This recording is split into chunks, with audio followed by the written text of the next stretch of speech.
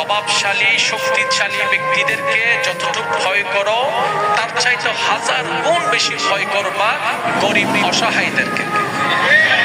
এই কথা শুনে প্রশ্নকারী প্রশ্ন করে, হুজুর এটা আবার কেমন কথা? সবাই তো প্রভাবশালীদেরকে ভয় পায়, ধনীদেরকে ভয় পায়, আপনি বললেন গরিব মিসকিনকে অসহায়কে ভয় পাইতে, কেন বললেন? কথাটা মাহাত্ম তো বুঝলাম না। তখন হযরত আলী রাদিয়াল্লাহু তাআলা আনহু বলে, বড় লোকের কাছে ধন আছে, পাওয়ারের কাছে শক্তি আছে, আর ওই গরিবের কাছে তার রব আছে। তো যার কাছে রব আছে তাকে কষ্ট দিও না, কারণ সে যে দুনিয়ার কারো কাছে নিজের দুঃখের কথা বলতে পারবে না, তখন সে আপন রবের দরবারে যদি একবার নালিশ জানাই দেয় তোমার অবস্থা খারাপ হয়ে যাবে। কারণ দুনিয়াওয়ালা বিচার করলে অল্প করবে, দুনিয়াওয়ালা বিচার করলে অল্প করবে, কিন্তু যখন কোনো বান্দার পক্ষ হয়ে, কোনো মাজলুমের পক্ষ হয়ে যদি রব বিচার করা শুরু করে, সেই বিচার আর কোনো শেষ হবে